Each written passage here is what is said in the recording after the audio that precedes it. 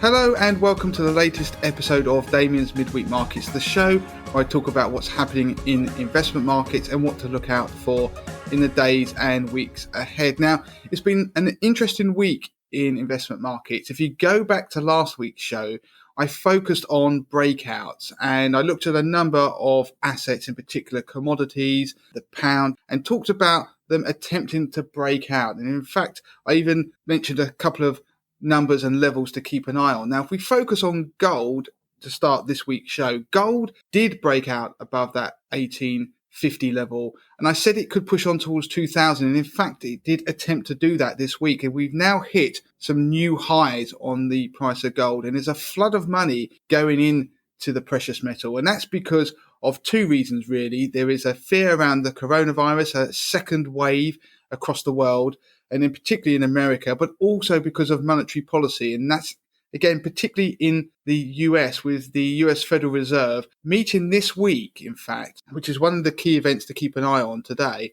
to announce their latest monetary policy decision. Now, nobody's expecting anything to change. In fact, they're expecting the Federal Reserve to flag up that interest rates will stay lower for longer, and whether there is even more QE, we'll have to wait and see. But the point is the printing presses, the money printing, is still going at a rate of knots. And of course, that devalues your currency. And in this case, we're talking about the dollar. And if the dollar is devaluing, and if you look at the dollar index, if you Google the Bloomberg dollar index, you can see how much it's fallen in the last couple of months. And of course, the dollar is a key currency. It's a key asset actually for a lot of investment markets. It has a huge impact on what goes on in equities, in other currencies, but also in commodities. So because gold is priced in dollars, that means that when the price or when the value of the dollar falls, then it means that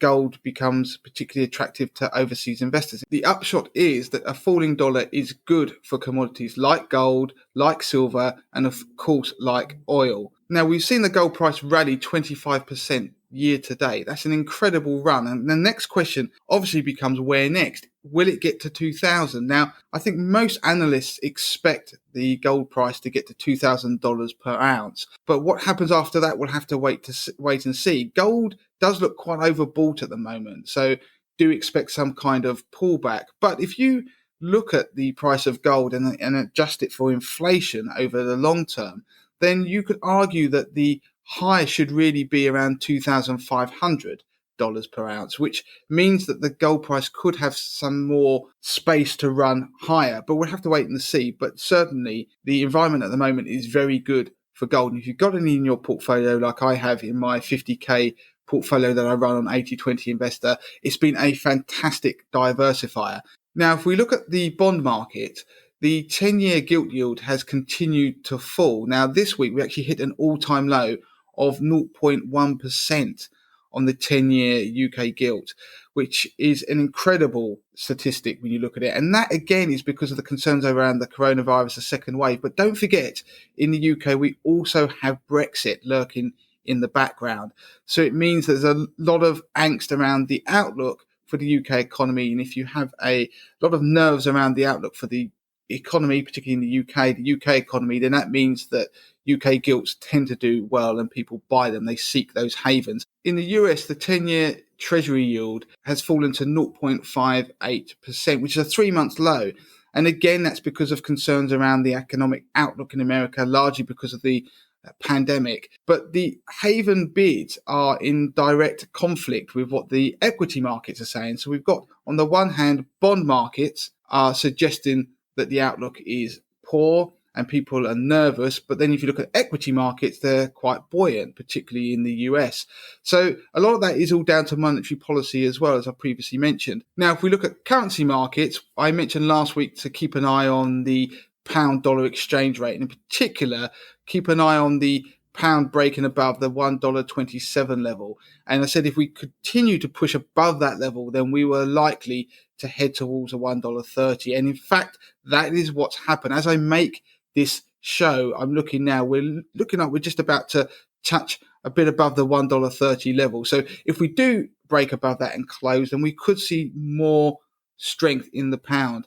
And this is largely being driven by dollar weakness more than anything else, not anything to do with the pound necessarily being strengthened because of any positive news relating to the UK. It's down to the dollar weakening. The dollar is almost a crowded trade now, with people betting on it devaluing, and largely because of monetary policy. And in this week's 80/20 newsletter, I'm going to talk about the importance of the dollar to markets right now. And if we get a change in direction, so let's say the dollar suddenly strengthened, why and how it could pull the rug from under numerous investment markets, including commodities, bonds, and equities. If we jump to equity markets now, the S&P 500 is still in that box between 3,250 and down towards around 3,000. So we broke above that, and then we've pulled back inside that box again. The FTSE 100 is now around about 6,138. So we've pulled back again on that. The FTSE 100 is struggling because of the strength of the pound. If you remember last week, I mentioned that inverse correlation that exists between the strength of the pound and the FTSE 100. So we've seen it lag this week. So it'll be interesting to see what happens in the coming days and weeks ahead. Now, over the last 2 weeks, cyclical sectors have outperformed growth sectors. So cyclical sectors such as financials have done much better. And we've seen that rotation I mentioned last week, and it meant that we saw rotations out of tech stocks into these cyclical sectors. And that is going to be something to keep an eye on, because we've had those rotations suddenly swing back and forth. We've had tech stocks sell off massively on a given day, down as much as 5, almost 9% in the case of Tesla, to then rebound the next day. Now, last week on 80/20 Investor, I mentioned the NASDAQ 100, which is a tech-heavy index in the US. And if you look at that on your app on your phone, so if you call it up and you look for the NASDAQ 100, you can see that almost vertical line that's come from the March lows, where the market keeps pushing high, it pulls back, but then bounces off, almost an imaginary line there, the support line. Now that support line, if it breaks, and it's been tested a couple of times in the last sort of week or two, if that breaks, then that could be a bad sign for tech stocks, but also the wider indices, because tech stocks, the big tech stocks, things like Facebook, Apple, Amazon, they have an oversized impact on equity markets and the wider equity indices such as the S&P 500 in the US. So we want to keep an eye on them. And of course, last week I mentioned about tech earnings. We're getting into the real meaty part of earnings season now. And this week we've got Amazon, we've got Facebook, we've got Apple, and we've got Google all announcing their earnings. So that's today and tomorrow. In fact, I mentioned last week that Amazon were due to announce their earnings last week. I got that wrong. It's actually this week, which doubles down on how important this week in terms of earnings is going to be. Now, what happens in those tech earnings and then to the stock prices afterwards could have a big say on the wider indices in America and therefore in the rest of the world, given their importance and size.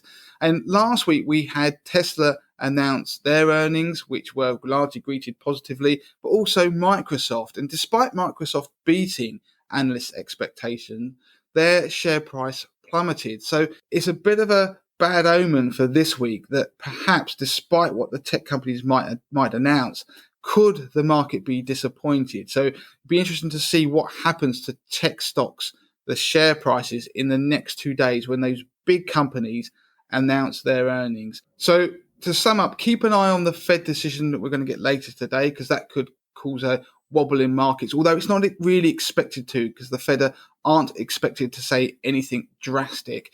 Keep an eye on those tech stocks in the next sort of 48 hours. What happens? That's Facebook, Amazon, Apple, and of course Google, who are known as Alphabet. The parent company is called Alphabet.